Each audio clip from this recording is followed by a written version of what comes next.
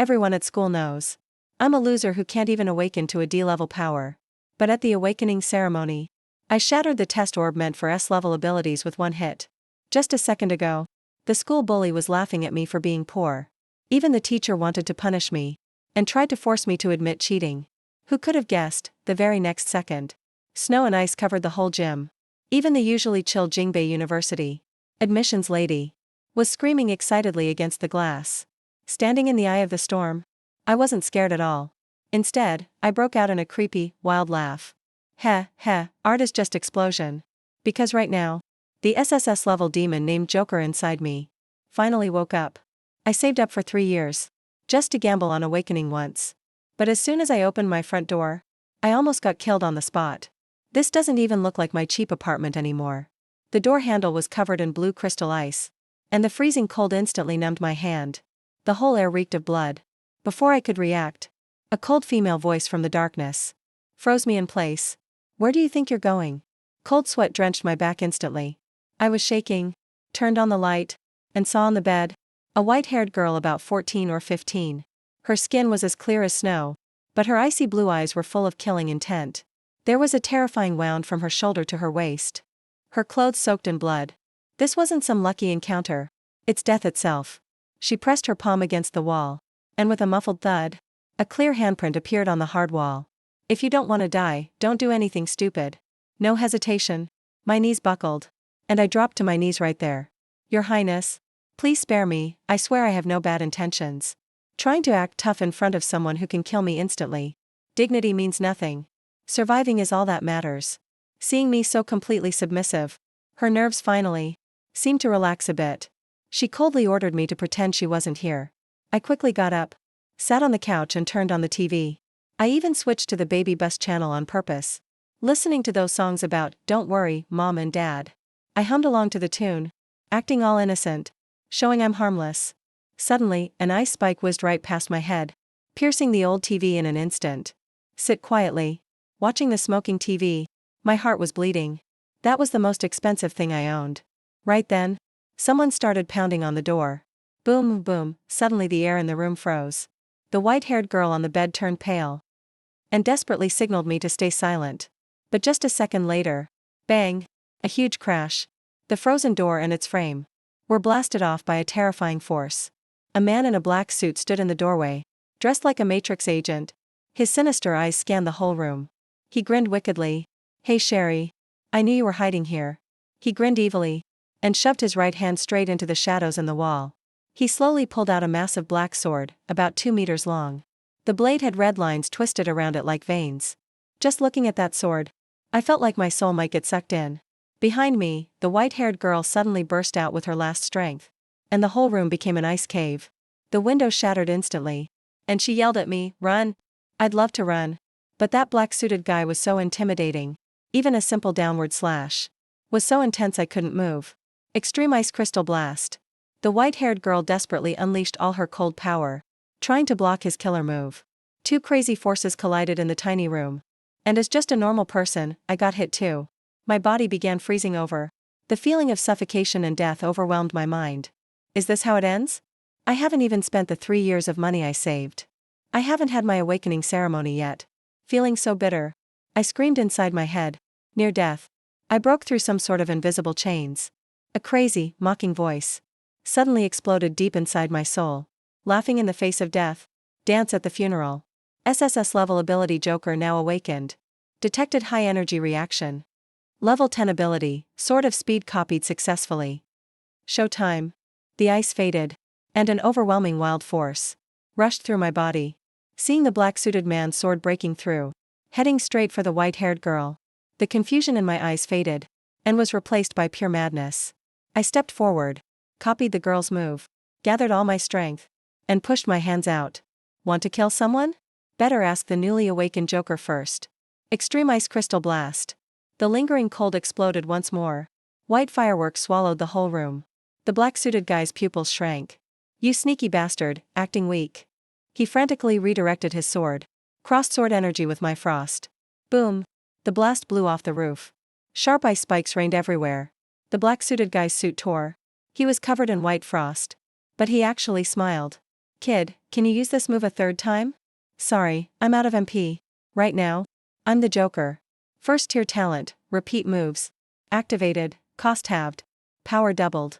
My lips twisted into a wild grin. My hands formed seals again. What? The guy stared in terror. As I set off a third crystal blast right in his face. This one shining like diamonds. No doubt about it. His massive sword dropped to the floor. The blood-red color faded quickly. That arrogant black-suited man turned into a shattered ice statue. This is my power. Suddenly, weakness washed over me. I slumped down. Show's over, curtain call. Congrats on reaching tier 2. You gained the Joker talent, enabling storage of performed abilities. Before I could even celebrate, Sherry not far away started turning transparent.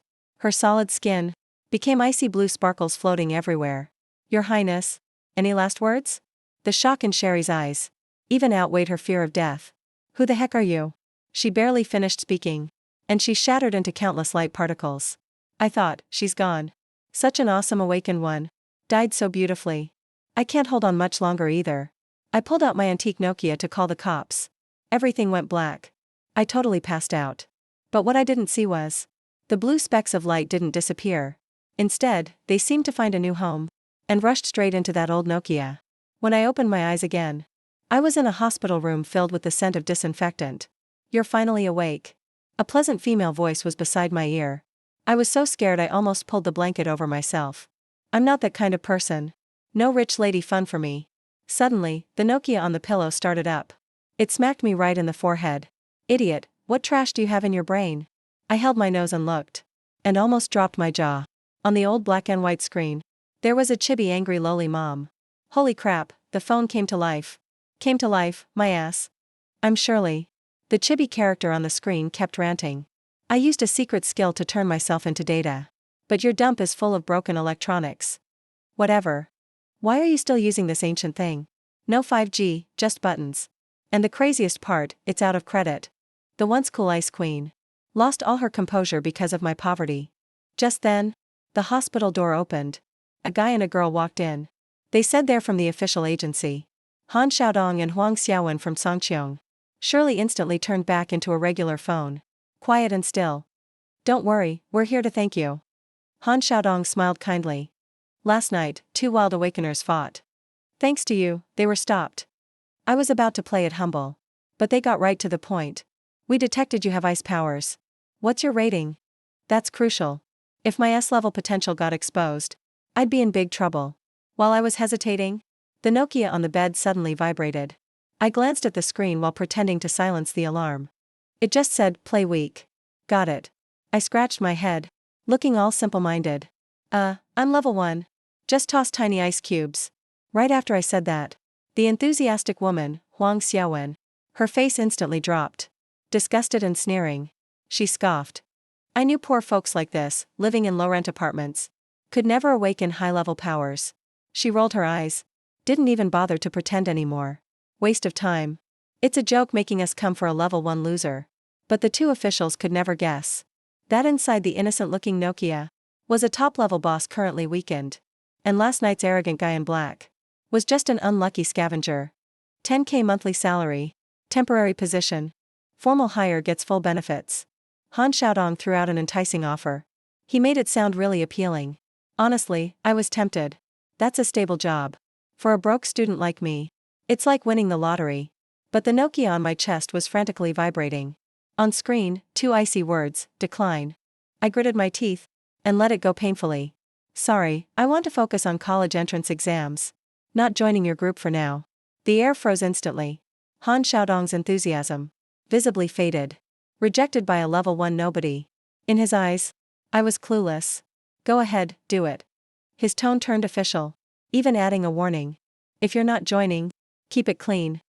I don't want to have to arrest you later. Huang Xiaowen next to him even snorted coldly. Stop pretending to be important. Just a level 1 ice power. And still want to get into the Power Academy? Dream on. They tossed out a parting insult, turned and left, didn't look back. After their footsteps faded, I slumped on the hospital bed and sighed. Snobs everywhere. That really pissed me off. Screen lit up. Chibi Shirley popped out, swinging on a swing, looking totally amused. Seriously, you can't bite a dog just for biting you, right? I shrugged. Still annoyed inside, but more curious about something else. Why'd you make me refuse, Queen? That's 10 grand a month. Come on. Shirley rolled her eyes, totally frustrated. You really have no clue how valuable S-level power is. Joining the official group means starting at the bottom, following tons of lame rules. Once you graduate from a top academy, you can jump right in as their boss. Wouldn't that rock? Holy crap, straight to being a leader? Suddenly, I got it. Looks like my future's insanely cool. I was lost in dreams of hitting it big, when the Nokia exploded with noise. Ringtone connected. My bestie Jiangmin yelled so loud I almost lost my hearing. Lao Su, where the hell are you? Awakening ceremony's almost over. Damn. My registration fee. Blazing sun. A figure darted down the street, moving so fast, it left after images. Even Grandpa at the curb dropped his teacup. These young folks run like camels these days. Seriously fast. I was shocked too. That's the physique of an awakener. I went all out. And didn't even get winded. Plus, with my ice powers, I didn't sweat a drop. Hey, can you stop stuffing me into your pocket? Nokia on my chest protested. It smells terrible in there, you jerk. So where do you want to go? Hang around my neck. To save my poor nose, I splurged on a $2 lanyard by the roadside shop, so I could hang it up. Now, a cool-looking teen had an ancient Nokia hanging from his chest. Picture was so bizarre it hurt to look. Your Majesty, do I have to go? I've been saving this money for 3 years. I explained while sprinting, but Shirley just scoffed. This forced awakening thing just scams people from small towns like you. The real pros wake up on their own. The machine-stimulated ones are usually sea level at best. Sometimes it even turns people dumb. Listening to these unheard of secrets, my eyes lit up. Your Majesty, what's your actual level? Please, be my mentor. Get lost, keep your face away from mine. Predictably, my nose got smashed once again. Rushing as fast as I could, I finally made it to the gym entrance just in time. Haven't even gone in yet. A wall of bodies is blocking the way. Hey, isn't this Suku? A mocking voice buzzes from above. I look up and see a disgusting face. Wang Meng, the school bully at Jiangqing No. 1 High. He only bullies the weak and fears the strong. Back when I was dirt poor, he left me alone, but today. Hey kid, you always pleaded broke when I collected protection money. Turns out you were saving it up for awakening, huh? Wang Meng grins, looking at me like a lamb to the slaughter. You think you're worthy of awakening? Listen to your bro's advice. Get your money back and hand it over. Just think of it as 3 years back protection fees. Shameless, I've seen, but this is next level. I've never seen anyone this shameless. We're about to graduate and go our separate ways. And he's still saying stuff like back protection fees. I narrow my eyes. My palm clenches instinctively. Last night, that shattered ice sculpture flashes through my mind. The crazy urge to kill him just pops up. But I force it down. No way, the authorities just warned me. Starting a fight now is suicide. Wang, you bullying someone again? Just as I hesitate, a sharp voice suddenly cuts in. A girl steps out from the gym. Red outfit, high ponytail. A long sword at her waist. She looks tough and heroic. It's Tang Yan. The Tang family's heiress and a natural awakener. She's also the nemesis of scum like Wang Meng. Wang Meng, who was just acting all tough, sees Tang Yan and instantly deflates. Tang Yan, mind your own business. His mouth says one thing, but his body's already backing off. I'm a second stage brute bull now. Wanna actually fight? Tang Yan sneers. Hand on her sword. Wanna give it a try, then? Wang Meng's face turns green. Fight with a B-class sky sword energy user? Are you asking to die? His eyes shift, and he turns the heat back on me. Kid, hiding behind a girl? Some guts you've got. Aren't you getting awakened too? Dare to duel me after your awakening? Such a lame provocation. Tang Yan is about to back me up, but I suddenly smile. I step forward and block her, staring right at Wang Meng's ugly mug. Fine. After I awaken, let's have some fun. Everyone heard that, right? Suka said he'd spar with me after awakening. Wang Meng shouts loudly, grinning like a predator. That's how a hunter looks at prey caught in a trap. The crowd instantly goes wild. Damn, this loser actually agreed. Go, bro. Show him what D-class power really means. Amid all the jeers, Wang Meng steps aside. I ignore the noise and head straight for the stage. Since I'm not doing a forced awakening, I should get my entry fee back. That's my hard-earned cash. But in everyone else's eyes, it's proof I'm desperate to die. Suku, stop right there. I only take 2 steps. and someone yanks my shirt hard. I stumble. I turn around. And it's the class monitor again. Tang Yan, hands off this time. This shirt's expensive. I sigh helplessly. This weird concern is just annoying. But Tang Yan just frowns, getting more stubborn. She still won't let go. Doing forced awakening is literally betting your life. Why not just live as a normal person? Do you really have to get yourself killed? I'd love to stay normal too. But stop grabbing my waistband. It hurts. Damn it, she's got a hold of my elastic waistband. The sharp pain just makes me break out in cold sweat. I can't even move. What, Mr. Top Student? You scared now? Wang Meng's mocking voice again. He and his cronies crowd around. It's okay, just admit you're scared. Crawl beneath my legs. And say, I'm a loser, 3 times. Then I'll let it go. Everyone bursts out laughing. They're all waiting for me to embarrass myself. Waiting for me to beg for mercy. I take a deep breath. Really holding back the urge to punch him. Not worth it now. I'll slap him later with S-class power. Now that's satisfying. Class monitor, I'm not going for awakening. I'm getting my refund, okay? Can you let me go now? Tang Yan freezes. She loosens her grip just a bit. Snap, the elastic band slaps hard. It makes a loud pop on my waist. Catching her off guard. I quickly walk off. Heading straight to the stage. Teacher, I need a refund. Up on stage. The teacher in gold-rimmed glasses doesn't even look up. He sounds annoyed. What took you so long? You really drag your feet. Name, class, awakening level. I answer calmly. Suku, class 3-1. S-class ability. Rapid arms scepter. The air goes silent for a second. Rip. The teacher's pen slices right through the paper. He snaps his head up. Eyes full of disbelief and anger behind his glasses. S-class, rapid arms scepter? Do you know what it means to lie about S-class? Jiangqing hasn't produced S-class in 5 years, and you think it's you? Before he can finish, Wang Meng's doubled over laughing. You're killing me. S-class? Why not say SSS class, Suku? Are you crazy for money? Just making up names for a refund, huh? Trying to scam with some fake name. Everyone's scornful glares sting. The teacher's face turns cold. Last chance. Tell the truth. If you keep lying, forget refunds. You'll be punished, too. Tang Yan stomps her feet, anxious. Suku. Stop pretending. Tell the truth. This is reality. Sometimes, being honest is even harder than lying. I don't explain anymore. My gaze cuts right through the crowd, locking onto the center of the gym. That massive silver sphere. The power detector. Teacher, I want to test directly. I say firmly. Everyone just stares, dumbfounded. As I walk up to the platform. Humph, keep faking it. Let's see how you get out of this. Wang Meng crosses his arms. Just waiting to see me mess up. The teacher wipes his glasses, still sneering. Getting ready for my failure. Standing at the detector. I slowly lift my right hand. Whisper to myself. Improvise. Activate mimic target. Surely, S-class rapid arms. Scepter release.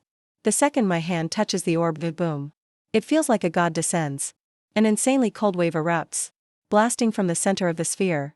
Brilliant blue light swallows everything up. The gym's temperature drops off a cliff. Crack, crack. Frost spread out wildly from me. Walls, tables, chairs. Even the teacher's glasses all froze in an instant. The noisy gym went completely silent. Those students laughing at me. All had their faces frozen mid-expression. Wang Meng's arrogant smile froze along with his legs. And he started shivering uncontrollably. That snobbish male teacher now looked at me. As gentle as if I was his dad.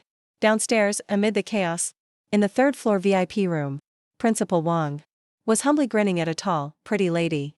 Miss you, for the sake of your alma mater, can't you? Principal Wang got cut off by Yuanru's annoyed face. She shook her head at the empty form in her hand. It's not that I won't help. Your school just isn't good enough. Not even a single decent B-level student. The academy isn't a garbage dump. It's hard for me if you have no talent. Before she even finished, a bone-chilling cold shot up through the floor. Wait. This isn't B-level. Just a second ago, Yuanru looked annoyed. But now her whole face was pressed to the glass.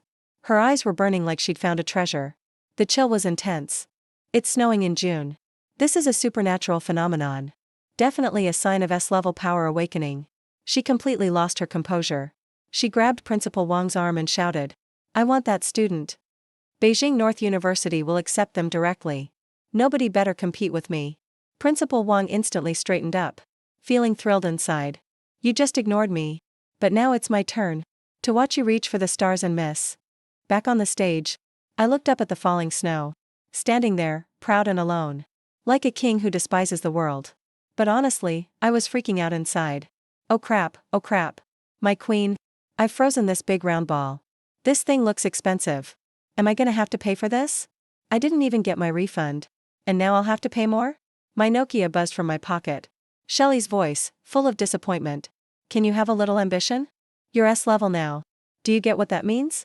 Everyone will suck up to you. No one dares to make you pay for it. Hearing that I didn't have to pay, I immediately relaxed. But as soon as I let my guard down, trouble hit. That uncontrollable gray force inside me, the power of the Joker, snuck into the detection sphere. The next second, a creepy laugh echoed through the gym. Hey hey hey. Technology means explosions. Boom. A deafening blast. The silver sphere exploded instantly. Shards and ice crystals shot everywhere. Crap, it blew up. Help. We're under attack. Total panic in the crowd. Everyone ran for cover. Only Tang Yen charged toward me, ignoring the danger. But my lone, proud figure in the snow froze her in place. The truth is, I was wailing to Shelly. This is bad. It really exploded this time. Not only will I have to pay, I might even get arrested. Cheating. This is definitely cheating. A sharp voice cut through the chaos. Wang Meng jumped out and accused me, shouting. I said, how could a loser possibly awaken S-level powers? Everyone saw it. He blew up the machine to cover it up. No superpower ever makes a machine explode. And with creepy laughter too. Suku, just to get into the 4 academies. You actually used band tricks. His accusation instantly triggered all those jealous students. Yeah, how could it be that much of a coincidence? It must be fake. He broke the machine so he wouldn't get caught. Go, Meng. Fraud buster. Expose this liar. This is human nature. They'd rather believe I'm a sneaky fraud than accept that the person they look down on is now out of their league. Tang Yen was shaking with anger, trying to defend me. But the machine was blown to pieces. No way to prove anything now. Even the teacher with the gold-rimmed glasses hesitated. That explosion was just too weird. I took a deep breath, my gaze turning ice cold. You want proof? Fine, I'll give you proof. I ignored Wang Meng's nonsense. Looked calmly at the male teacher. According to the Awakeners Act, Section 173, if you challenge and defeat another Awakener head-on, your power is automatically recognized. Does this rule still count? The male teacher paused, checked on his phone, and nodded. It's valid. Good. I turned around, stared right at Wang Meng. Didn't you want to spar with me? Come on, let me see just how tough your D-level power really is. You want to fight me? Wang Meng froze for a sec, then burst out laughing, like it was the funniest joke ever. Well, fine. I was going to let you go, but since you're asking for it, I'll do you this favor. Boom. He unleashed his second stage power. Wang Meng jumped into the ring, his face twisted and fierce. Suko, I'm gonna show you. Trash stays trash forever. Tang Yen was freaking out in the crowd. She said, Teacher, that's not fair. Suko just awakened. Wang Meng's already second stage. But the teacher shook his head. Both sides agreed. It follows the rules. I stood on stage, hands behind my back, looking relaxed and calm. But really, I was frantically texting on my Nokia. My queen. Help. I acted too tough. But I'm still a total newbie. This guy looks dangerous. What do I do now? On the screen, Shelly just face-bombed. I forgot you suck at real fights. Listen, S-level powers depend on rankings. But how strong they get depends on your understanding. Clear your mind. Think of him as the killer from that night. Your staff's second skill, Icy Crystal Blast. Just trust your instincts. Instincts. I watched Wang Meng charge at me with a scary grin. My mind totally blank. Like when you first learned to ride a bike. That moment no one holds on to you. You either crash or take off. That's really what it's like, bike riding. You only figure out balance by actually getting on and trying it out. But Wang Meng clearly didn't have the patience for me to learn. Mumbling to yourself, are you? D. Wang Meng roared, charging like a crazed bull, surrounded in red energy. He's got D-level super strength, bull's might. This kind of awakener is a classic tank. By the time a D-level mage is still casting fireballs, then they can take on the beast hand to hand. Special move, savage charge. Watching that human tank roar towards me, I didn't move, just stood there amid Shirley shouting.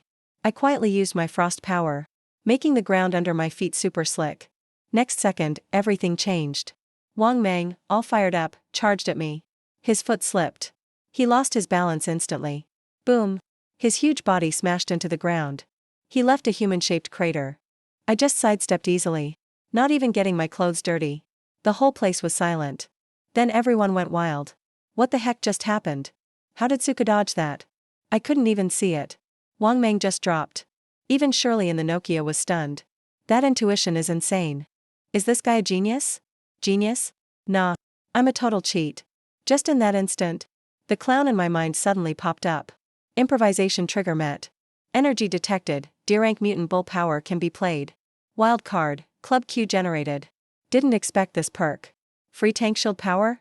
Yes, please. I willed it to activate. A poker card with a creepy smile appeared, floating out of thin air. It instantly sank into my body. In that moment, raw force surged through all my muscles, like I'd rip out of my uniform any second. So this is what being super popular feels like? Awesome. Baby, you cowardly loser. Wang Meng crawled out of the pit, covered in blood. His rage was about to burst out. Stop hiding like a clown if you dare. Be a man and brawl with me. The students below started heckling too. That was just luck. Doesn't prove any skill. Is S-class power only for dodging? When I heard that, I couldn't hold in a laugh. You're right. I am a clown. I rolled my wrists a bit, feeling explosive power there. I gave a playful look. If you want a head-on fight, I'll give you one. You must have a death wish. Wang Meng grinned viciously. He charged again with savage rush. This time he was even fiercer. Even the ice crystals got blasted to bits. Suku, are you crazy? Run. Shirley was freaking out. You're a mage. You should be kiting him. Are you nuts fighting a berserker head-on? Yuanru shook her head in disappointment. Your battle sense is bad. What a waste of talent. Everyone thought I'd been scared stupid. But just as Wang Meng reached me, I moved, no fancy tricks. I stomped forward hard, too. Turning into a blur. Boom. We crashed in the middle like runaway trains. We collided hard at center stage. Time seemed to freeze for a second.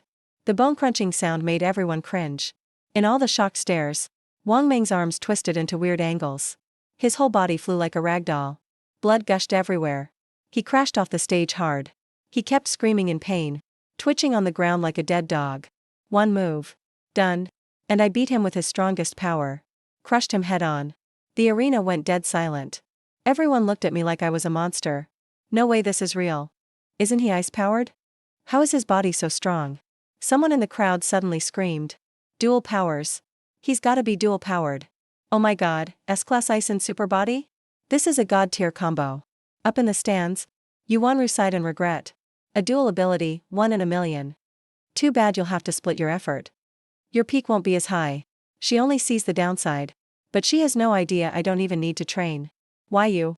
Shirley's cute little face was pressed to the screen, eyes about to pop out. You freak. When did you awaken a new power? With everyone staring and Shirley demanding answers, I scratched my head, showed a goofy, harmless smile. Queen. I got scared just now. And then a new power showed up. Is that illegal? Are they gonna chop me up for research? Dual-powered? Big deal. That's just my cover to hide the Joker powers.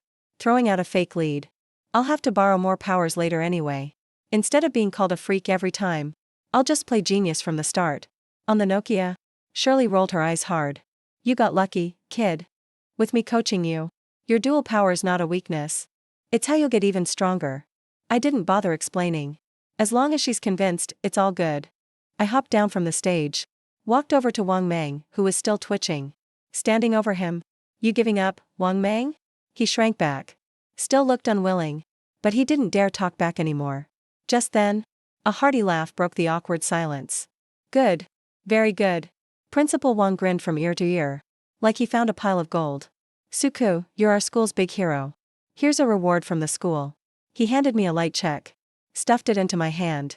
I glanced down. My eyes nearly popped. 200,000, a full 200 grand. Never seen so much money in my life. I almost called him dad right there. Let me introduce you to someone. Principal Wang got serious. And pointed to the proud woman beside him. This is the star from Capital North Academy of Mutants. Your senior, Yuanru. I looked up. This woman looked great. But her gaze was like checking out pork at a market. She sized me up and down. With total aggression. Let's talk in my office. I'm interested in you. In the principal's office. Principal Wang made tea. then wisely stepped out, closing the door behind him. No outsiders now.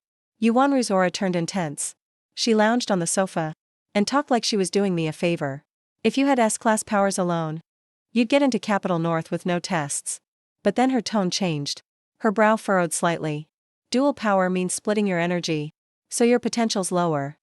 So, on behalf of Capital North, I'll add a test. She sipped her tea, clearly not impressed with the quality. Top 10 in the province, automatic admission. Top 50, free tuition. But if you don't make the top 50, pay your own way. I suddenly spoke up. Cut him off mid-rant. Yuanru was stunned. She didn't expect me to interrupt. I scratched my head, looking totally innocent. Senior you. I don't think I ever said I'd go to Jingbei. Why are you making decisions for me? The air froze. Yuanru narrowed her pretty eyes. Her gaze turned icy. What do you mean? Jingbei is the top of the 4 academies. We pick students, not the other way around. No student has ever dared to reject us. It's an honor for you to get this chance. Don't think a little talent lets you throw a tantrum. Facing her pressure, I smiled calmly and relaxed. But every word hit hard. School choice works both ways, senior. I heard Jingbei's offer. But that's just one thing to consider. I leaned forward, stared straight into her eyes. As for this so-called honor, let's wait until I'm provincial top scorer and hear offers from the other 3, Magic City, Han, East Sea. Then I'll decide. After all, a wise bird chooses the best tree. Am I right? Bang! Yuanru slammed her teacup on the table. Tea splashed everywhere. Good metaphor, a wise bird picks the best tree. You're looking down on Jingbei. She was furious, but laughed anyway. Pointed right at my nose. You're going to regret this. Don't come begging us to take you later. You regret? I grabbed my hot tea, tilted my head back and chugged it. Let the boiling water burn my throat. I didn't even flinch. Put the cup down. Walked out, pushing the door open. Relax, I'm tough. My knees are even tougher. I don't kneel. Walking out of the school gates. It was already dusk. Principal Wang caught up to me. He was a bit disappointed I didn't say yes to Jingbei right away, but still gave me 100,000 as prep funds. And promised to keep my S-rank ability a secret. As my trump card. I was happy and relaxed.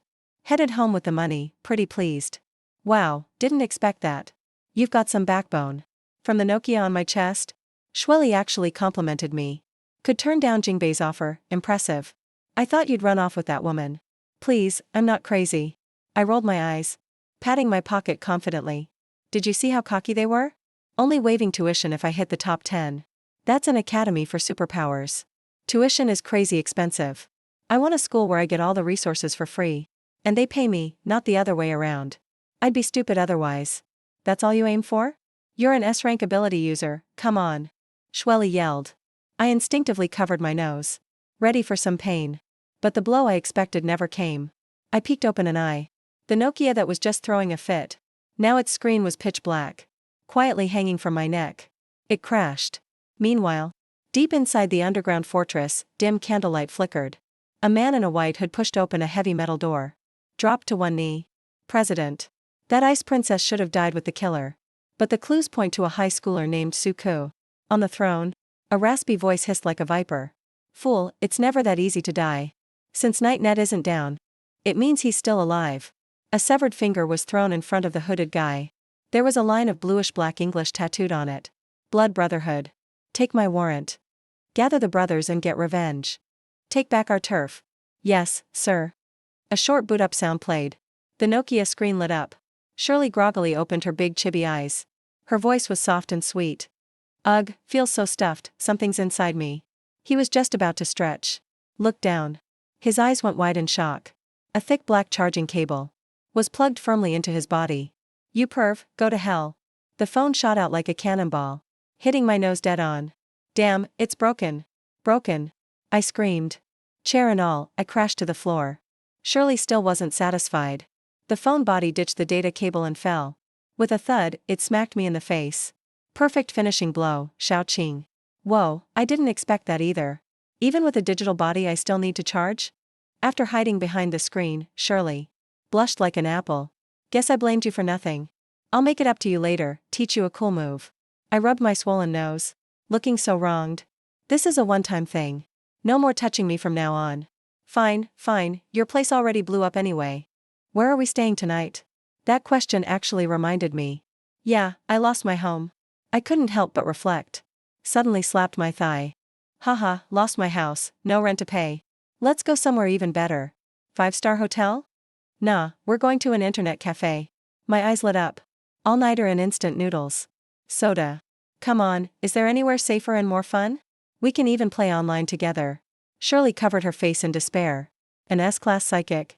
Choosing to stay at an internet cafe. You're just hopeless. Inside the convenience store, I ignored Shirley's complaints and raided the shelves. Toothbrush, towel, earplugs.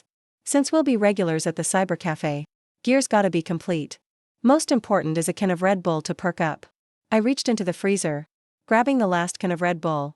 Just as my fingers touched it, another slender white hand appeared. I looked up and froze. Long black hair like silk, skin pale as snow, those rare brown eyes bright yet calm, looking at me a bit surprised. Oh, you want this too? It's the last one. The girl's voice was clear and confident. I scratched my head. Though it hurt to let go, I still stepped aside. It's fine, you take it. I'll wait for a restock. Thanks, the girl gave an apologetic smile. When we brushed past each other, a faint fragrance hit my nose. Come again next time. Just as I stepped outside, I heard the girl's frustrated voice behind me. Evil map is navigating for you. Turn right, turn right. Su Xiaoxi stared at her phone, looking lost. But I followed the map. Hi. She hurried to catch up with me, looking hopeful. Do you know how to get to this address? My sense of direction sucks. I glanced at the address, then at the Red Bull in her hand. I got an idea. I know the way, but, is that for me? This Red Bull is yours if you help. She immediately offered with both hands. Deal. Cute girl and free drink. How could I say no? I took the Red Bull right away, and played the role of her protector. We chatted along the way, and I found out her name is Su Xiaoxi. She's here for the dance exam too. She switched exam centers just to help her cousin's team. Changed just for her cousin's team. I looked at her again. If she can switch districts so easily, her family must be powerful. We barely noticed we'd reached an old Chinese mansion. Crimson doors, tall walls and deep courtyards. Just that yard alone is 10 times bigger than my blown-up home. I looked up at the mansion. Couldn't help but swallow. We're at your relative's place. Man, they're loaded. If I ever lived in a place like this, I'd laugh in my sleep. Finally here. Su Xiaoxi let out a breath, turned around and smiled sweetly at me. Thanks for walking me home. As a thank you, I'll have the driver take you to the internet cafe. Just then, the old mansion door creaked open. Miss, you're finally home. A butler-like guy came out to greet us. But the next second, his eyes landed on me, and his face changed instantly. Su Xiaoxi didn't give the butler time to react. She pulled Suka straight to the closed door. The door opened, Tang Yan greeted us with a bright smile. But when she saw our odd pair at the door, her smile froze. Suko, why are you two together? Su Xiaoxi stuck her tongue out. Cousin, I got lost again. He walked me here. The three of us stared at each other. The air got real awkward. Suku scratched his head. Hey class rep, small world. So this is your place? It's huge. When Tang Yan heard Suku lost his home and planned to crash at an internet cafe, her brows instantly twisted up. How can you possibly rest in a smoky, filthy internet cafe? You can't. She grabbed Suka's arm, her tone unyielding. Martial arts exam is soon. You're our school's hope. You need to be in top shape. Move in with us. We have pro therapists and nutritionists here. My squad's also training here. You guys can talk and practice together. Suka tried to refuse. Living at a girl's place is really awkward. That's an order from your class rep. Do it for the school's honor. Please cooperate. Tang Yan raised her brow, playing the boss card. Suka felt a little touched. He's not heartless. S-class powers are strong. But if you don't train, you'll get crushed by the pros. Alright, thanks, class rep. I owe you one. Walking through the winding corridors, Suku again felt the rich-poor gap hit him hard. Just this hallway alone was longer than his old street. There were fountains and rocks in the yard. Felt just like a palace. Yen Yen. 2 teenage boys walked over, eyeing Suku warily. Tang Yan quickly introduced them. This is my classmate, Suku. Second-level ice psychic. She nodded at Su Xiaoxi next to her, with a hint of pride in her voice. This is Su Xiaoxi. Third-level S-class psychic. The holder of God's grace. Our final teammate. I have to say, Tang Yan is very calculated. She hid Suka's true level on purpose, but flaunted Su Xiaoxi's S-tier status. As expected, those two boys' eyes nearly popped out. Holy crap, a level 4 light healer. The refined rich kid gasped. Even Suku couldn't help giving her a thumbs up. You hid that well. So you're the real pro. Su Xiaoxi showed her fangs. With a beaming smile. Of course I am. Tang Yan smiled to calm the team. She was already recruited by Jingbei. She's just here to help us train. Our goal is the provincial top 100. After some small talk, Tang Yan took Suku's luggage. Come, I'll show you to your room. Seeing Tang Yan so attentive to Suku, even taking him upstairs herself, the tall, skinny guy's gaze instantly darkened. His name is Lu Ku, Tang Yan's childhood friend. A tier 3 C-rank wind user. He saw Tang Yan as his own. Lu Ku nudged the rich kid, lowering his voice. Want to have some fun tonight? Let's teach this new kid a lesson. The rich kid, Si Wei, pushed up his glasses and politely declined. Count me out. My power is lethal on contact. Things could go south. Go play on your own. He's just a tier 2 weapon user anyway. Lu Ku watched Suku's back, a cruel sneer crossing his face. Inside the room, Suku dove right onto the soft, large bed. Sweet. Is this how the rich live?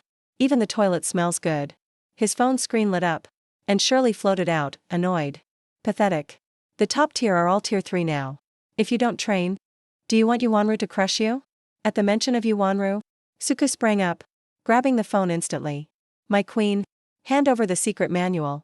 Shirley escaped his grip and headbutt him back. Then she said seriously, listen. Mana is like water in a cup. She hovered a cup in the air.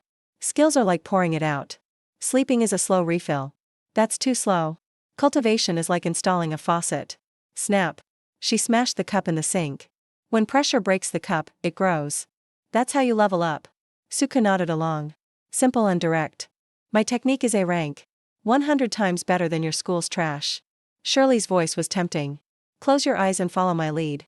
In just 10 rounds, you'll see what a real cheat code is. Suku obeyed. Eyes closed, then open a second later.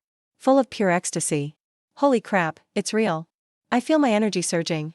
Done. Suku snapped his eyes open, shouting with excitement. Shirley was about to mock him, but then she froze in midair. It's full already? She expected 10 rounds, but Suku only took a second. If normal talent is a cup, Suku is a bottomless tank. This capacity is monstrous. To keep him from getting cocky, Shirley suppressed her shock and cleared her throat calmly. Cough, it's just okay. It's called the Ice Emperor art. It'll do for now. Disappointed, Suku pouted. Lights out, sleep. But in the dead of night. Click. A cold blade quietly picked the lock. A dark figure slipped inside, moonlight glinting off the blade. It was Lu Ku. He stared at the lump on the bed, eyes full of jealousy and malice. A poor brat from the slums. Doesn't belong in Yan's house. He didn't plan to kill, but he had to teach his rival a lesson. To make him leave the tangs, Lu Ku lunged onto the bed, pinning the covers down. He stabbed down hard. Just die. Whoosh, no sound of flesh tearing. Instead, it hit something hard like stone. Crack, a sharp shattering sound. In the dim light, Lu Ku saw with horror. It wasn't Suku beneath him, but a cold, expressionless ice statue. It's a trap. A chill ran right up his spine. He tried to scramble away, but a mocking voice came from behind. Looking for me tonight? Lu Ku whipped around.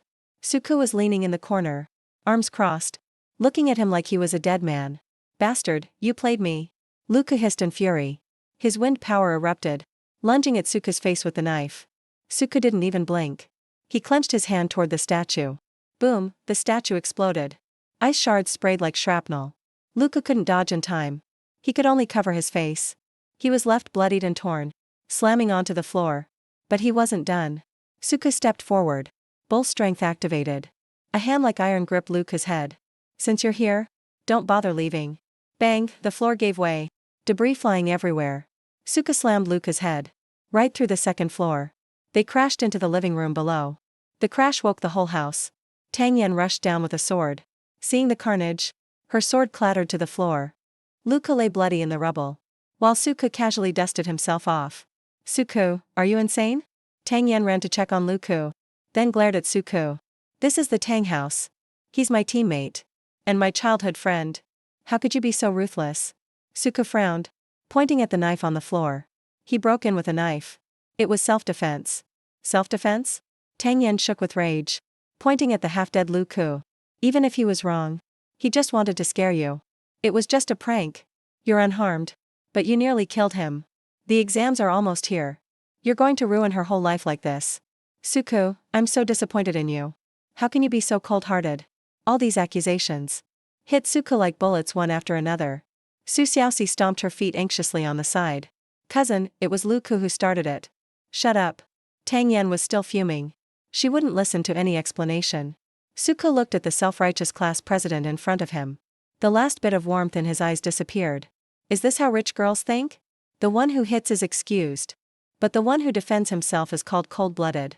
Fine, I'm cold-blooded. Guess I'm the childish one. Suku didn't feel like arguing anymore. He just turned and grabbed his already packed luggage. If the class president thinks I'm a threat, then I won't bother you anymore. Saying that, he walked away into the night without looking back, leaving Tang Yan completely stunned. Walking down the empty street, Suku wasn't upset at all. In fact, he felt totally relieved. So I'm leaving now. No more free mansion for me. Shirley teased him gloatingly on the phone. Suku put his hands in his pockets, watching the neon lights flicker by the street. Tang Yan's a decent person. Just a bit too much of a do-gooder. Hanging out with people like her. That kind of sympathy is going to get you killed one day. We just aren't a good match. I'd rather stay up all night at the internet cafe. What an excuse you came up with. Shirley rolled her eyes. But it's not so bad. Only wolves in the wild grow sharp fangs. Suku stopped walking. He gazed at the worn-out internet cafe sign up ahead. A smile crept up on his lips. Boss, open a computer for me for the whole night. Spending this money really hurts. Suku glanced at his sad zero bank balance. It was killing his heart.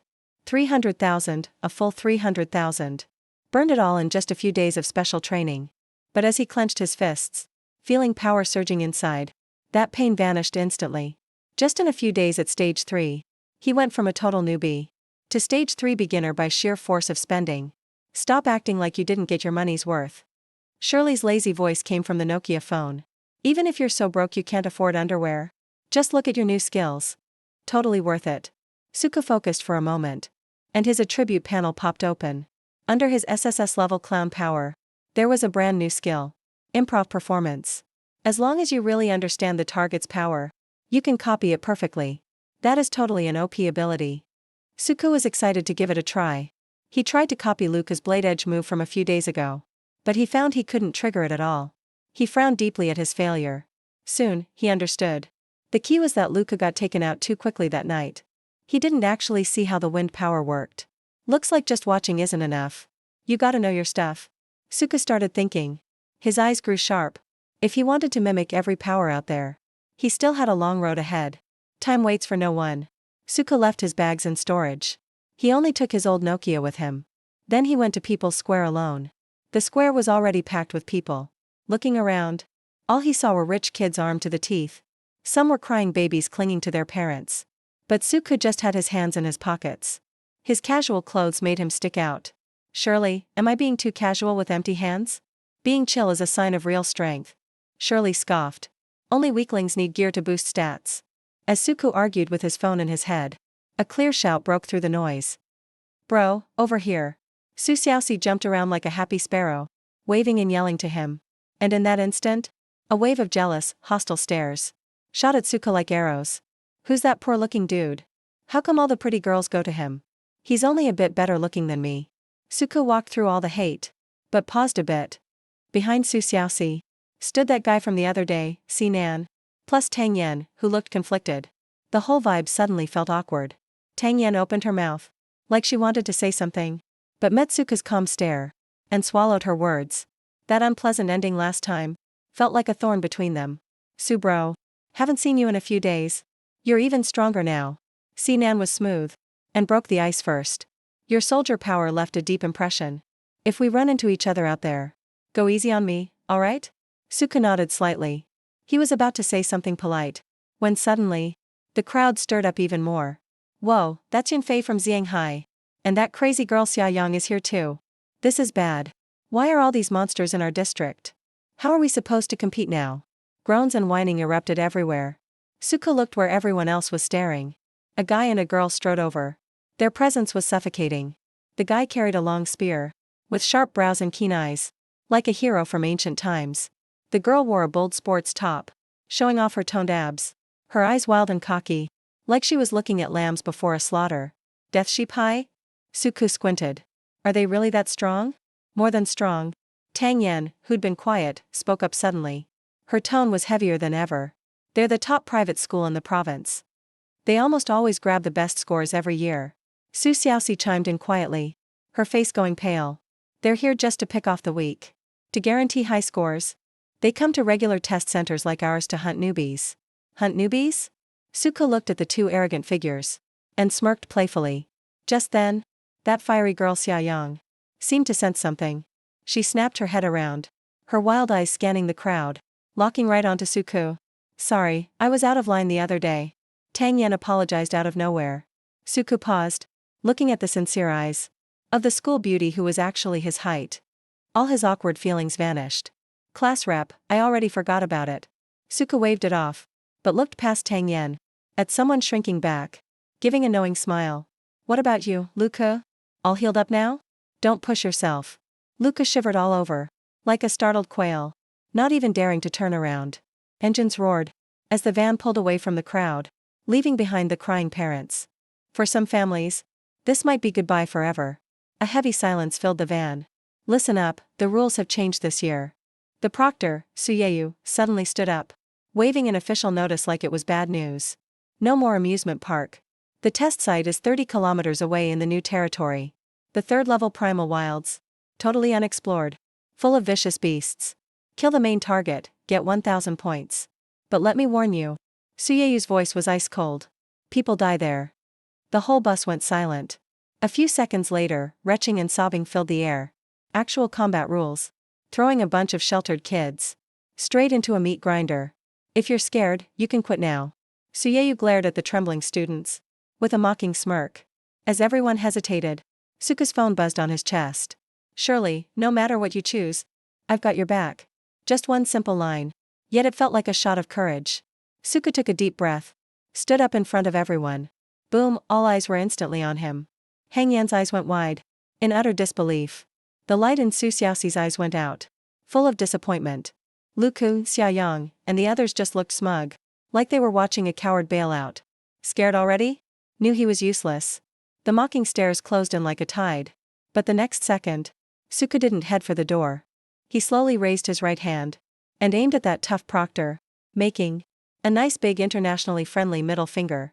Teacher, do you think we're stupid? That's way too obvious. Everything froze. Everyone thought they misheard.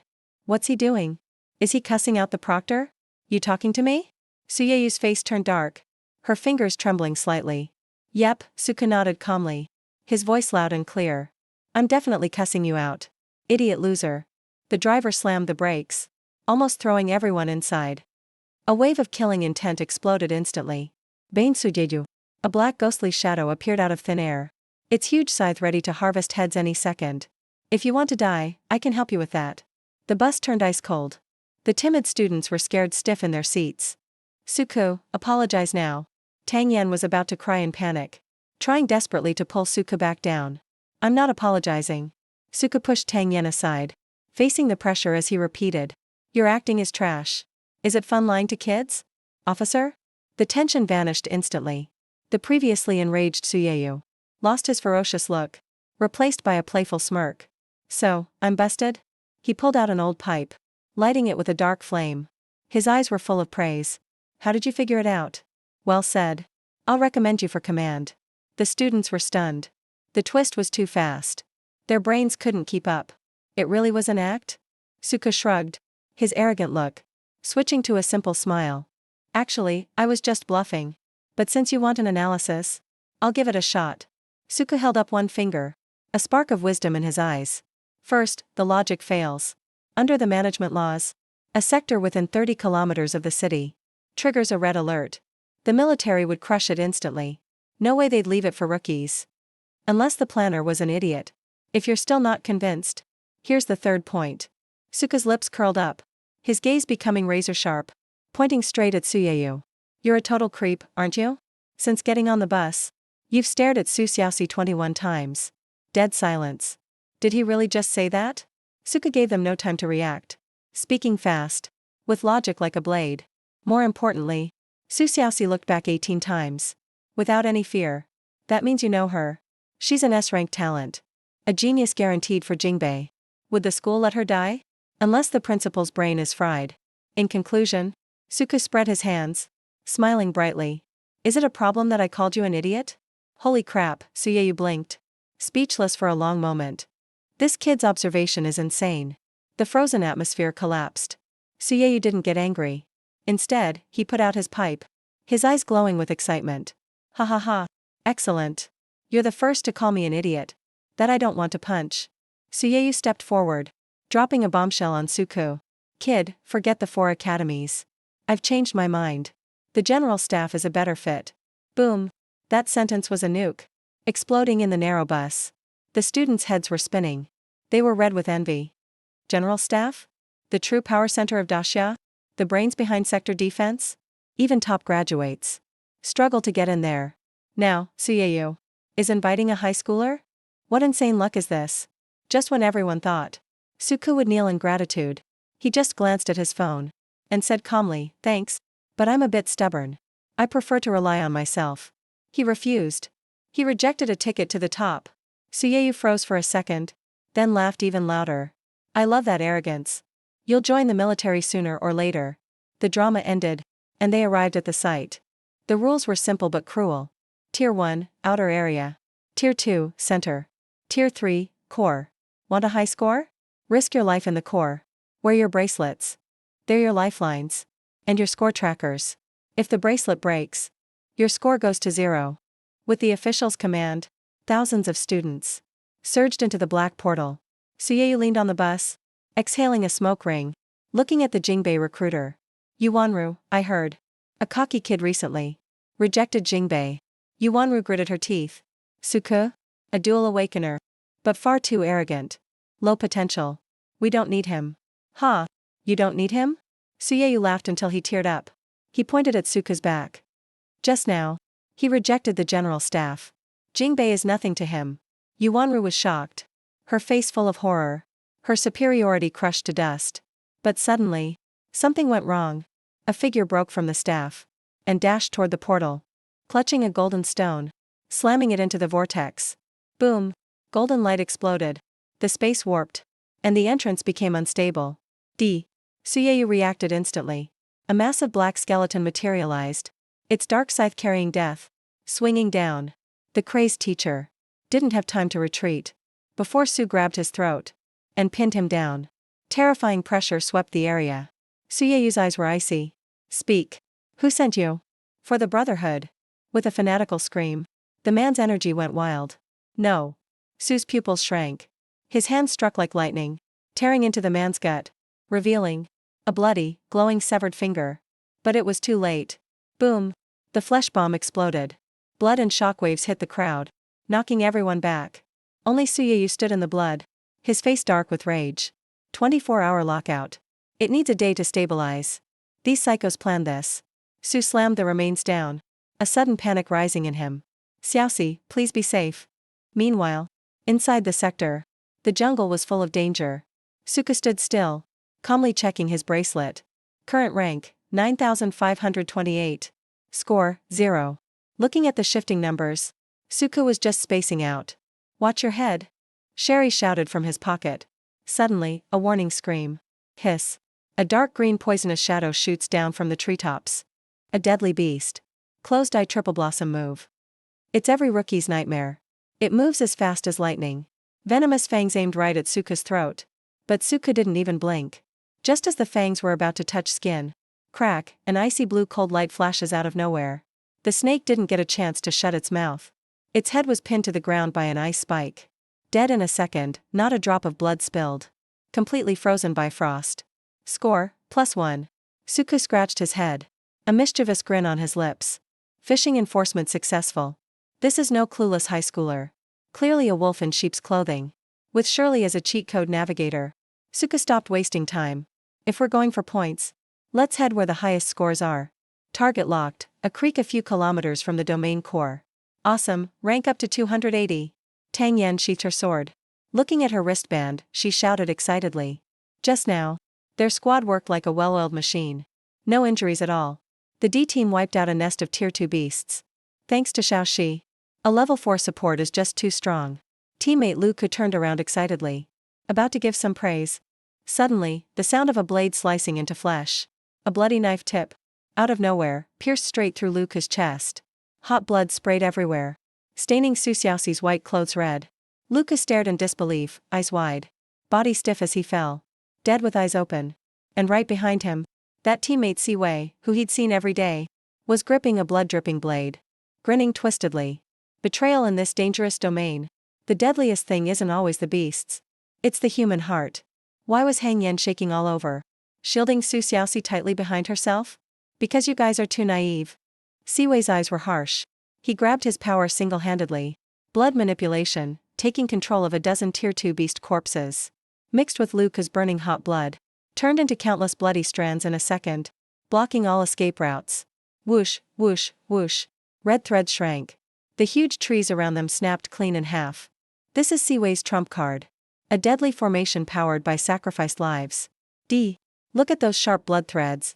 About to shred the girls into pieces. In the nick of time, Susiausi's face went pale. She used all her strength to open up a bright yellow shield of light. ZZZT, blood threads and light clashed fiercely, giving off tooth-grinding sounds as they cracked. An S-class support is strong, but facing a well-prepared killer move, that shield started to split apart. The blood provided was more than enough for that maniac to use freely. No way to win. Tang Yan's hope flashed and faded. Her eyes turned determined. If we can't win, then fight to the death for a chance at survival. A sharp yellow flash held strong for a few seconds, then exploded with a bang. In that instant, the sword technique took control of the situation. Tang Yan's longsword suddenly slashed out. Even though it was a B-level power, it carried the aura to conquer the world. The transparent sword energy clashed hard against the bloodlines everywhere. A series of sharp cracks echoed out. She broke through the deadly blockade. A gap was forcibly sliced open. Cici, go. I'll cover. Tang Yan roared and turned around, throwing herself at the demon with no hesitation. Follow orders. Susiausi bit her lip, tears in her eyes. She rushed through the path her cousin fought to open. Stumbling, she dashed deep into the forest. Siwei was furious at this move. Blood droplets shot like bullets. But Tang Yan seemed to feel no pain, fighting up close like a madwoman, making sure he couldn't chase after Susiausi. You're sending him to his death. Siwei's face turned dark. He watched the S-level support get away, and screamed in frustration. Bring him back. I'd never let him live. Tang Yan answered with even wilder sword attacks. Even if it means death, I'll never let you win. Meanwhile, on the other side of the jungle, the tone shifted. Score up 1, plus 10. Suku was unstoppable, like a human tank, plowing through everything in his path. S-level ability, Frost Scepter. Unlocked new skill, Ultra Frost Crystal Blade. 170 meters per second firing speed, covering a full 10 meters in every direction.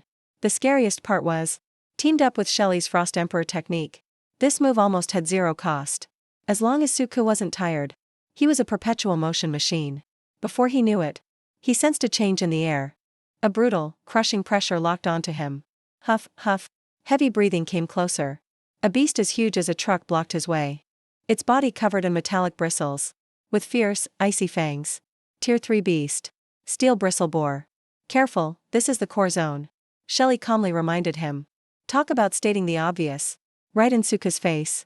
He complained, but his hands didn't stop, firing instantly. Several ice arrows shot out, but all of them bounced off those steel-like bristles. The steel bristle boar was totally unharmed. It charged forward on all fours, barreling at him like a tank. Those bristles are layers of bulletproof armor, get it? Shelly's backseat driving nearly made Suka cough up blood. All he could do was jump awkwardly, barely dodging the charge. Crack. A centuries-old tree snapped under the boar's hit. Suka clung to a branch, staring down at the dazed, dumb beast below, and suddenly smirked. He landed lightly, and beckoned at the boar. Come on, bring it. That mocking gesture instantly enraged the Tier 3 beast. Roar. The boar went nuts. All engines at max power, charging Suka with suicidal force. Closer, almost there. Just as the fangs nearly pierced him, he jumped. Suka shot up like a gymnast, pulling a perfect vault in midair. Boom. The ground trembled. The boar smashed headfirst into a giant tree. Its fangs sank deep into the trunk, leaving its feet kicking helplessly in the air. It was totally stuck. Suka hit the ground, walked elegantly behind its butt, pointed with his right hand. Right at the only weak spot, the you-know-where. Take this. An ice arrow gleamed coldly. And hit its mark. A piercing pig squeal shattered the jungle. The boar thrashed wildly, trying to kick the sneaky jerk behind it. But its fangs were too stuck. And it couldn't move at all. The ice arrows churned inside, turning its organs to mush. A few minutes later, red and white stuff gushed everywhere. And the once unbeatable beast dropped dead. Score plus 100. Ha! Tier 3 beast? Please. Suku put his hands on his hips, looking smug. Shelly covered her face, embarrassed. Can you not fight so dirty? You're making me embarrassed for you. This fight sent Suku's rank soaring. Suku, now 10th place, 156 points. Right into the exam's top 10. But when you see the first place score, you'd lose hope. Yunfei, 318 points. Even at Suku's crazy grinding speed, he's still miles behind. Purple Sun High's monsters sure earn their rep. Gotta go even faster. Suku stopped underestimating anyone, and dashed deeper into the area. But what he didn't know was, the real storm had just begun. Outside the area, Principal's office. With a ding, Principal Wang joined a special video call. Why so late? We were just waiting for you. In the virtual conference room, a long table showed off the class divide. Principal Wang could only sit awkwardly in the corner, joking to himself that he was invisible. After all, the main star of this meeting was Purple Sun High's Principal Ma. He was surrounded by a crowd of kissing up projections, like all the stars circling the moon. Old Ma, looks like you guys are taking first place again this year. Heck, the whole top 10 might be yours. Hearing this praise, Principal Ma grinned ear to ear, full of arrogant pride. That's nothing. Purple Sun is elite only after all. This year's goal is clear. We'll take 60% of the top 100. Principal Wang curled his lip, cursing him inside. What a bragger. You guys only have, what, a handful of test takers total? 60%, give me a break. Just then, an exclamation interrupted Ma's big moment. Wait, old Ma. The 10th place? This Suku isn't one of yours, right? Principal Lee from Jiangqing number 2 pointed at the rankings. Surprised and excited. 10th place, Suku. From Jiangqing Exam Center. Everyone instantly stared at that name. Principal Ma's smile froze. He checked the lists twice, his face burning hot. Suku isn't actually one of ours. We only sent Yunfei and Xiaoyang. Bragged big, slapped down harder. The whole scene erupted. Not Purple Sun's student? Who's this dark horse then? Principal Wang, is this finally your turn to shine? Principal Wang took a deep breath, stood up straight. That 100k financial aid was so worth it. He cleared his throat, speaking loud and clear. Wang here may not be much, but Suku is Jiangqing number 1 high zone prodigy, raised by our hands. The virtual conference room erupted. An ordinary high school made it into the provincial top 10. The crowd that had just surrounded Principal Ma suddenly changed sides. Everyone hurried over to Principal Wang for advice. After all, we're all just regular schools. If you can produce talent, why can't we? Principal Wang was enjoying his time in the spotlight like never before. He was grinning from ear to ear. But the good times didn't last. Bang! The office door was slammed open. A proctor rushed in, pale as a ghost. Principal, something terrible happened. The Jiangqing exam site was attacked by an unknown group. The prison channel was disrupted. Everyone's lost contact. That one sentence hit like a thunderbolt. The once lively conference room fell dead silent. What? At that moment, every principal's face changed. Bang! Principal Ma slammed the table. The solid wood virtual desk was shaking. His face was dark with anger. My Yunfei and Xiaoyang are still in there. Who dares lay a finger on my students? These usually pampered old men. We're completely losing it now. Don't worry, Principal Wang. I'm ready to fight right now. Let's see who has a death wish. I'm in too. Let's see who dares get violent. Messing with our students is a declaration of war against all provincial colleges. Damn, I'll fly over right now to protect our prodigies. Each principal slammed the table in anger. They were furious. That group called the Blood Brotherhood never would have imagined that tonight, they pissed off the most overprotective maniacs in the whole province. Even though chaos had erupted outside, inside the Jiangqing exam domain, things were surprisingly calm. Suka kept grinding for points. Before he knew it, he'd reached 9th place. With 423 points, he was an S-class ability user at the early 3rd tier. With Shirley's coaching, he wiped out dangerous beasts with ease. But in half an hour, he'd only found 2 3rd-tier beasts. He was wasting most of his time searching. While tracking footprints, Suddenly, footsteps rushed through the dense woods up ahead. A girl in a bold, midriff-bearing top was casually riding on an iron-tusked steel-haired pig. She burst out of the shadows behind him, with all kinds of monsters lined up behind her in neat rows. "Hey, it's you, the badass who flipped off the teacher on the bus. What are the odds we meet in a forest this big? Are we truly destined to cross paths?" Xiaoyang winked seductively. Suko was completely flustered by her flirting. Some classmates are just meant to be. Wanna find out the answer? Text Suko plus Xiaoyang to 10,086. Xiaoyang froze. "You really think I don't know? That's a 90s TV commercial line?" She jumped down gracefully. The monsters had quietly surrounded the area. "Suko, you're climbing the rankings way too fast. I need to get rid of threats to Yunfei. If you quit now, I promise you won't get hurt." Suko chuckled dumbly. Then got serious. Xiang Hai is clearly farming each other for points. Suko hadn't even set off the beacons on those monsters. They all have points. Shirley spoke excitedly. His ability must be related to charm or control. "Quick, go for it." Suko's eyes instantly changed. He stared at Xiaoyang with intensity. "Men are such pigs. How many more can you summon? These aren't enough for me to kill." Suko admitted bluntly. Xiaoyang got angry. "Go, three-headed shadow snake and shadow cat. Jumpy tiger and steel-haired pig, charge." Suko sneered coldly. "Is that all you've got? I can take on 10 more. Bring it on." Shirley screamed. Suko turned and bolted. With 20 or 30 monsters after him. If he didn't run, he'd be dead. Using his speed, he dashed away, firing ice arrows as he ran. He focused on killing first and second-tier beasts first. The low-tier creatures that lagged behind became obstacles to the third tiers. Suko racked up points quickly. His rank jumped past Xiaoyang's. He shot up to 7th place with 798 points. "What the hell, do you ever run out of energy?" Xiaoyang snapped. "I am the secret ace of Jiangqing #1 high. The S-class ice wielder, Suko." As they spoke, he dodged the steel-haired pig deftly. The pig couldn't stop in time. Smashed into 2 of its buddies, giving Suko a free 20 points. Suko kept doing the same trick. He fired an ice arrow right at the pig's rear. Driven mad, the pig started attacking everything in sight. "Fine, you asked for this. You brought this on yourself." Xiaoyang's eyes glowed red. She chanted a complicated spell. Enchanted Beast, Crimson Eyes. A B-class psychic ability. It's what lets Xiaoyang rule the core third-tier training zone. Her ace in the hole. As the chant finished, sounds of movement came from the woods. Suko caught a hint of fishy smell. 2 figures, one tall and one short, appeared. 2 late-stage third-tier aquatic beasts. "This is my trump card." The huge-mouthed catfish called Benbo and the armored blackfish called Bobobin. The fish monsters hollered in support. Xiaoyang gave the order. Both fish lunged at Suko together. At the last possible second, Suko kicked off hard, leaping high into the air.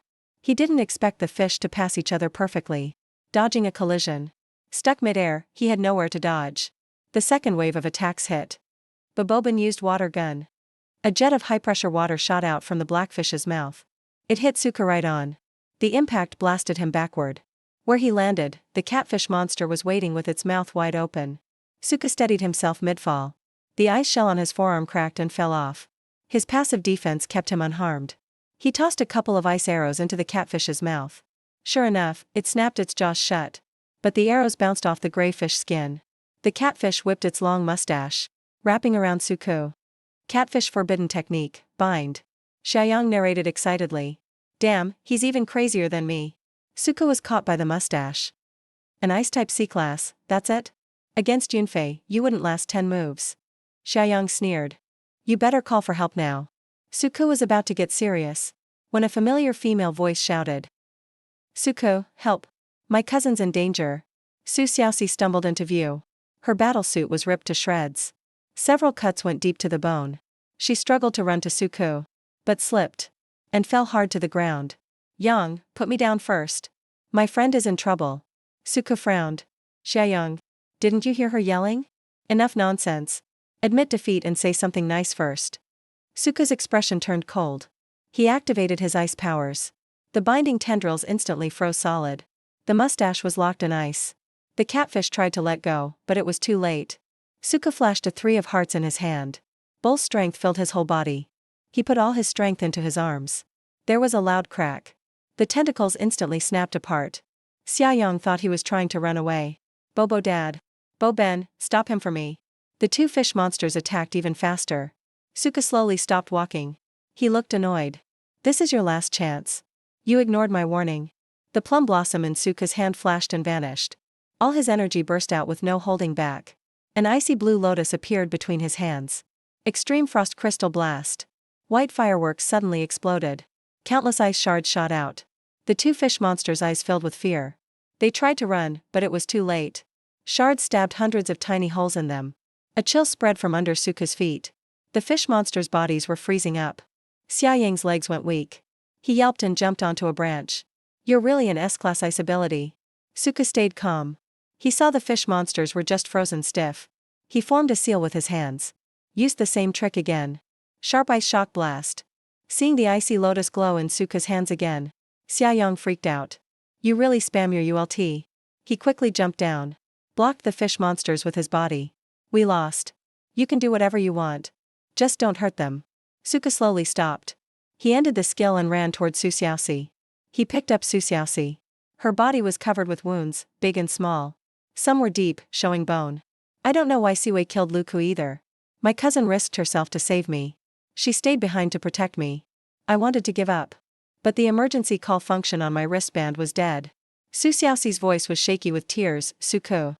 I've been looking for you so long. Please, save my cousin. Suka's face turned serious. He tried to use his wristband to contact the teacher. But no reply came. I got it. Leave it to me. He carried Su Xiaoxi over to Xiaoyang. Xiaoyang saw Suka's dark face. He stepped back, scared. Suka raised his wristband. He hit the forfeit button as Xiaoyang watched, shocked. But the elimination sound never came. And the call still didn't go through. Something happened in the exam room. We can't reach the outside world. Our friend is in danger now.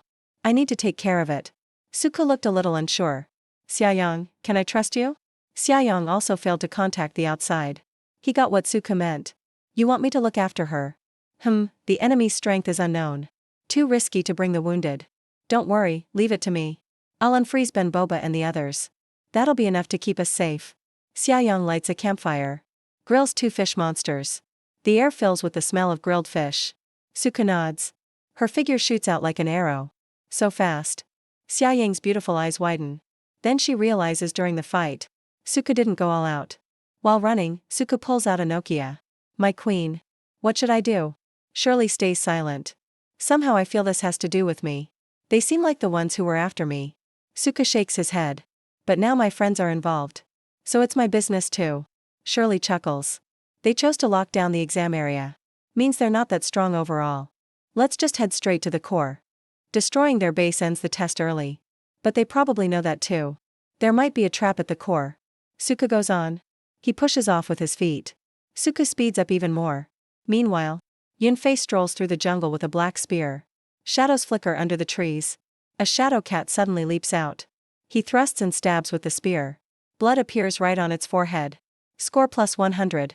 Yunfei is now first with 1,792 points. He heads straight for the core. Ready to clear out nearby beasts. Nose twitches. He smells blood. Someone beat him here. A pool of red appears ahead. A tall, handsome guy sits in the pool. A glowing pillar behind the island is the core. A passed-out girl is tied to the core. Tang Yan's right arm is missing.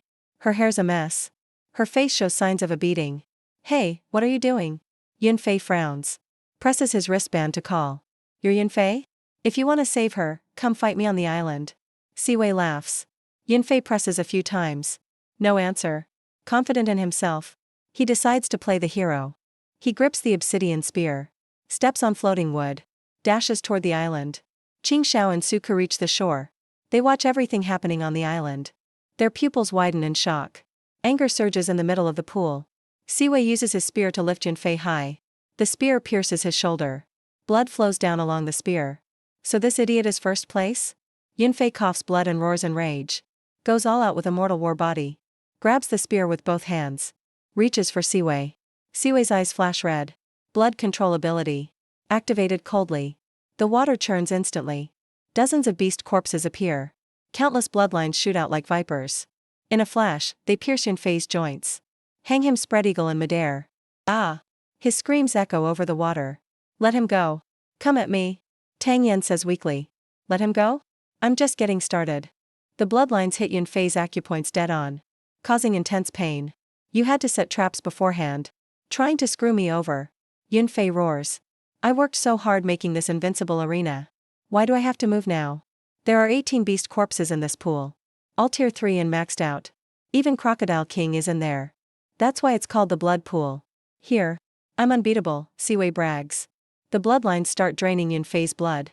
Yunfei gets weaker and weaker. An icy blue light cuts through the air. Siwei barely dodges. Still gets a red line across his cheek. He glares at the shore. Suku, you're finally here. I've been waiting for you. A dozen ice swords float by Suku's side. All aimed right at Siwei. Just wait, I'll kill you myself. Teammate turned traitor. Stabbed us in the back. Betrayed the team leader. Such a beast. Siwei laughs out loud. You think you can kill? Ever killed anyone before? You're a hothouse flower, don't talk about honor. Blame yourself for being like that woman. So it was Tang Yan who got dragged into this for me. Guess I have to take this bait.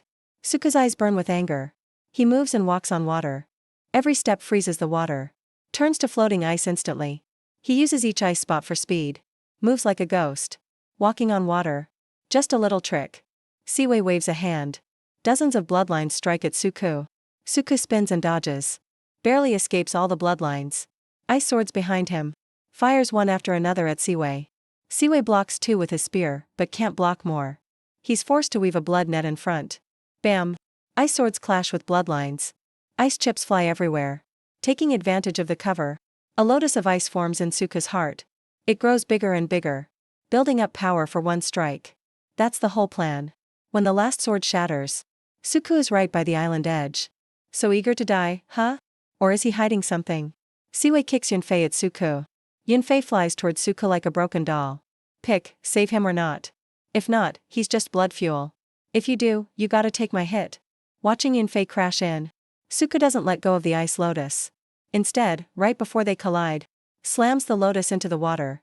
Ultimate ice crystal burst. White fireworks explode underwater. Tons of ice shards shoot right at Siwei. Freezing air turns boiling water to ice. Ice spreads to the whole island. What? Siwei is shocked for the first time. Even if the ice gets shattered by bloodlines, the boiling blood pool is now frozen. And can't swallow anyone anymore. Suku collides with Yunfei. Yunfei crashes onto the ice. Finally out of Siwei's grip. You go first, Suku. After saying that, he dashes out over the ice. Yunfei glances up. Sees half the pool nearly frozen over. Decides not to butt in. I'm not getting in that god-level fight. Hope Siwei chills out soon. So that's what S-rank ice powers look like. If I take him down, I'll roll the club. Suku charges in. Making hand signs. No holding back now. Ultimate ice crystal burst. What? Siwei's eyes narrow. Suku closes in, almost face to face. Only about 15 meters between them. Blood control, blood chariot. A river of blood erupts like a chariot. Smashed through everything. Ice shards crash into Suku. He's sent flying by the blast. Smashes headfirst into blood-soaked mud. His Nokia falls out. Shirley's worried voice rings out. Suku, that's not ordinary blood. There's something in that water. It'll mess with your mind, get out now. The Nokia screen flickers and dies. Suku slowly pushes himself up. He felt his body slowing down. Irritation rose for no reason. After he used the skill, he changed completely. His hair turned blood red. Pale cheeks like a vampire. On an ancient chariot of blood. Like a blood emperor. Suku, forget me. Take Yunfei and go. Her cry snapped him out of it. Gross, what did you add to the water? He wasn't affected. For seasons power resists corruption. Siwei raised an eyebrow. Suku wrung his bloody shirt. He just let it be. He's used to discomfort. He can take any burden with a smile. Seeing Suku unfazed, Siwei's grin widened. Tell me where the ice princess is. I'll spare you and your friends. Screw you, I don't know her. Siwei's face darkened. Guess you don't care. A bloodline shot from the chariot. It pierced Tang Yan's shoulder. She let out a muffled groan. You're dead. He flashed forward. Fist swung at Siwei's face. Bang. He didn't expect a brawl. One punch sent him flying. Blood leaked from his mouth. Seizing the moment, Suku sprinted ahead, rushing to the tied-up Tang Yan. But blood sprayed from below her. Straight at his face. Suku retreated quickly, missing the chance to save her. Spit. You're a dual type? No nature type hits that hard. Siwei wiped his mouth. He reached into his pocket. He opened his palm. A severed finger was in his hand. Suku's pupils shrank. Intense pressure surged. The finger was tossed into the pool. The energy turned a solid red. Blood mist filled the air. Suka felt the pressure. In terms of raw energy, he couldn't match the whole altar. The brawl also proved. The blood defense was airtight. What now? Suka thought. Let's try one more time. For the class rep's years of help. The plan was simple. If the altar is his source, then pull him away from it. Why the days? With this blood, I'm S-rank too. Siwei stood on the chariot, full of killing intent. I'm done fighting. I'm out of here. Suka sneered. He turned and ran. Siwei froze for a second, chasing with his chariot. Bloodlines shot from the remains, blocking Suka's path. Suka ran across the water, cutting the lines with ice swords. But it slowed him down. Siwei soon caught up. Where are you going? Abandoning your friend? Siwei clenched his hand. Blood energy formed a spear. The chariot charged at high speed. Even a miss would crush him to pieces. Suka stopped and turned. An ice lotus was ready in his hand. Frigid ice burst. White fireworks erupted, trying to slow the momentum. The same move thrice? It's useless. Siwei mocked. He'd rather take the hit, just to crush Suku. Boom! A blood shield formed, blocking the ice and cold. The shockwave soon faded. The shield was full of holes, covered in frost. But the chariot broke through, crushing his previous spot. Siwei was about to drop it, when he heard footsteps behind. He turned back in shock. The bloody boy was charging with full force. Savage dash. He dove in using the burst as cover, emerging after the chariot passed. Finally, a chance to get close. The dash was lightning fast. It was unstoppable. Siwei hurriedly blocked it. Crack. The spear snapped. Suka slammed into him, pushing him toward the edge. Siwei spat blood. He dug his feet into the altar, trying to stop the retreat. Damn. Such power. Blood control, blood rot. A hand pressed on Suka's shoulder. Siwei smiled cruelly. Suka's heart pounded wildly. His heart rate maxed out. His skin felt a strange heat. Blood poured from his nose. Sharp pain hit from within. Heh. The charge slowed down. Siwei mocked him. Think I can't fight close range? You have blood too, don't you? This rot stops even tier 3 beasts. You're finished. Then? Suka suddenly shoved him. The ice lotus exploded between them. Max power burst emptied his energy. The blast sent him flying back. He retreated rapidly. Shards of ice pierced his body. The cold suppressed the pain. The heat was unbearable. Too much. Gotta bail. Using the burst as cover, Suka reached the core. A cold flash of light. Tang Yan fell from the pillar. He caught her on his shoulder. She let out a soft groan, feeling the heat from his body. Seeing his scarred skin and his frosted hair, her heart filled with guilt. Suku, just go. I'll only slow you down. Shut it. Save it. I hate those tragic hero movie scenes. He ran with his head down, further from the center. The slower Siwei became. But the pain clouded his mind. Sound of wind behind him. He reacted too late. Slap. The girl pushed him hard, sending him stumbling. PSH. Warm blood sprayed. He turned back in shock. Tang Yan had been struck. Her pale face was heartbreaking. Suku. I'm glad you're okay. I'm sorry about that night. Her last words cut short. The blood figure arrived. The blade swung down. Slash. Tang Yan flew back, falling into the pool with a smile. Heh, hate me? Kill him then. Then don't. Leave. Siwei taunted. Shock turned to grief. Then he went silent. He didn't charge in a rage. He just stared at her, remembering her last smile. Boom. The blood pool erupted. A sharpened branch was stabbing straight at Siwei's throat. Yunfei grabbed Suko by the collar and ran out. Hey man, snap out of it. Be sad later. Let's get out alive first. Yunfei took Suku and slipped out of the blood pool in a flash. Damn it. Siwei stood by the pool, furious. Suko watched as the blood pool quickly faded away. He gave a blank, silly smile. He covered his face with his right hand. His eyes peeked through his fingers, almost grinning. So, the more people die, the stronger I get. Something this simple. Why did it take me so long to figure out? He jumped up suddenly. He grabbed Yunfei's wrist. Thanks for that. Could you do me one more favor and bring my other friend? He's with Xiaoyang. I'm worried Siwei has backup. Yunfei nodded and left. Once everyone was gone, Suka pulled out his Nokia. It wouldn't turn on since water got in. He carefully put it back in his inner pocket. He closed his eyes. His mind showed the clown ability alert. It's been there for a while. Detected, playable high energy reaction. B-level ability, Tiangang Sword Aura. A-level ability, Immortal Battle Body. Player chooses to copy. Your Ghost Snap deck has expanded. 4 of 52 Immortal Battle Body, Red Jack stored. Tiangang Sword Aura, 10 of Diamonds stored. Wild Card Hidden Skill activated. Back in the blood pool. Siwei used bloodline control to pull Tang Yen out from underwater. Just as he was trying to think what to say, he suddenly spotted a figure. Someone was staring right at him from the edge of the pool. Suku was covered in dried blood. But all his wounds were healed and calm. His face was unreadable. He walked up to the pool. Didn't say a word. Just stared at Siwei. Siwei's pupils shrank. He felt like a beast had its eyes on him. Why'd you come back? I figured things out. Let's make a deal. Suku didn't answer.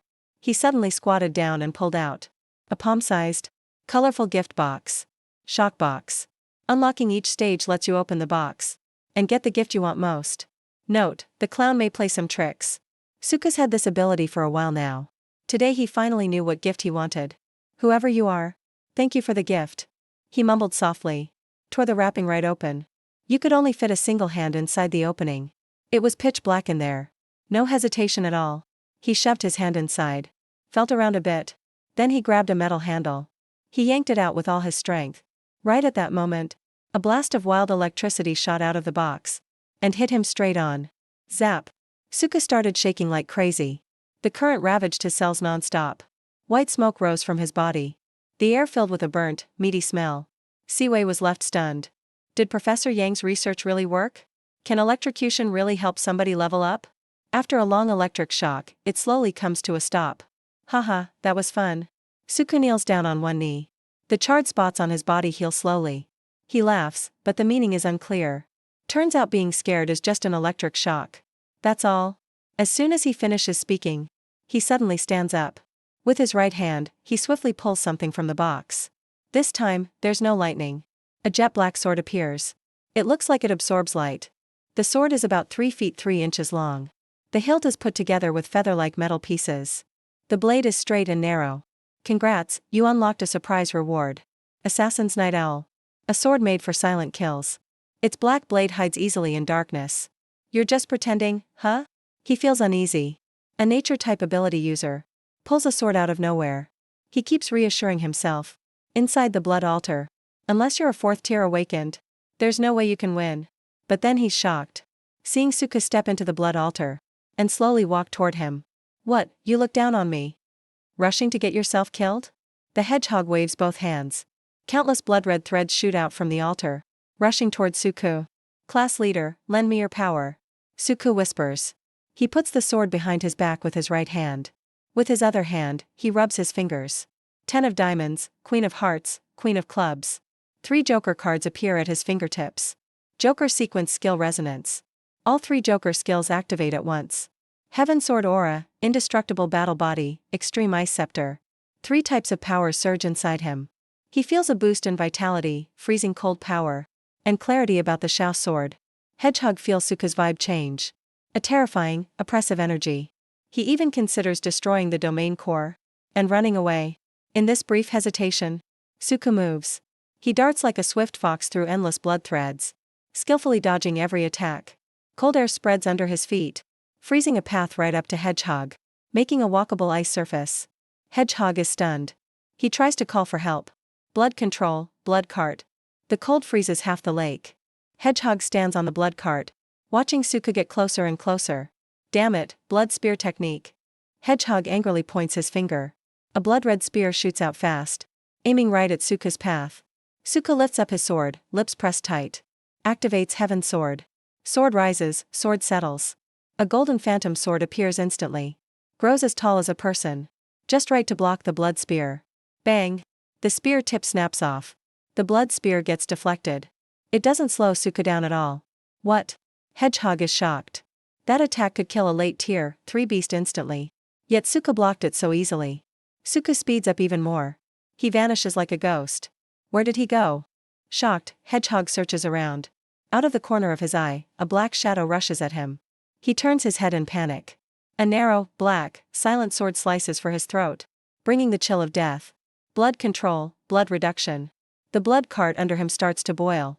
Countless threads of blood surge out. layer upon layer, instantly wrapping him up in a huge cocoon of blood. A sword from the darkness slashes the blood cocoon, making a loud crash. Fine blood threads break apart, but the tear quickly heals up. He's unharmed inside. Hedgehog is scared by Suku's aura. He steels himself. Suku, you can't beat me. This whole altar is my power. He triggers the altar's power to self-destruct. Water under his feet begins to boil.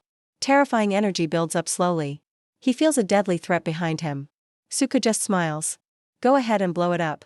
But before I die, I'll make sure you die first. He grips the sword tighter. Suku swings faster and faster, slashing wildly at the blood cocoon. If one slash won't cut it, he tries two. If two aren't enough, three. As long as he's alive, he'll keep hacking. Until the guy inside is chopped to bits. The black blade flies through the air. Silent, quick. Frost keeps forming on the blood cocoon, slowing its healing. The altar boils even more violently. Suku doesn't care at all. He just keeps attacking. Stop. The altar's about to blow up. Hedgehog screams from inside the cocoon. Crack, crack, crack, one slash after another. His sword never hesitates. You're a genius. With a bright future. No need to die with me. Don't you get it? It's gonna explode. Seeing the cocoon getting thinner and thinner, Hedgehog breaks down and yells. If this keeps up, even if Suku doesn't kill him before the blast, he'll get blown up anyway. Blow up? Do it already. If we're gonna die, let's die together. The cocoon's about to burst. Hedgehog finally snaps, and triggers the explosion early. Boom! A massive blast erupts. The whole altar explodes instantly. Blood and water shoot up into the sky, creating a blood-colored waterfall hanging upside down. Yunfei and his crew stare, dumbfounded, at the crazy scene. Who's fighting against Hedgehog? Such crazy power. Even if we joined, it wouldn't help. Xiaoyang says, worried. Is this really just a third-tier fight? Yunfei starts to doubt himself. Others in the forest see the scene, turn and leave right away. Even if you get close, there's nothing to grab. The strange blood altar at the battle center explodes up into the sky, making it rain blood. On the small island in the middle of the blood pool, Suku, covered in wounds, grabs Hedgehog's neck with one hand, and holds him in front of his face like a stray dog. That blast. Xia Siwei should have died, but Suku shielded him, just to kill him himself. You lunatic. You'd rather get hurt just to torture me? To stop Siwei from killing himself, Suku knocks out all his teeth. All his wounds heal quickly thanks to his battle body. Right before your eyes. Suku lets out a crooked smile, raises his sword, and thrusts sharply. Siwei's right arm gets pinned to the ground. You have 30 seconds to decide. I want all info about your organization. That'll decide how painful your death is. 3, 2, 1. Time's up. Devil Suku is a true devil. Hedgehog screams wildly inside. He hasn't decided yet. This time, you get a bit longer. After 1 minute, Suku breaks his thigh with a kick. Ah. The pain nearly knocks Hedgehog out. I'll talk. I'll tell you everything, you devil.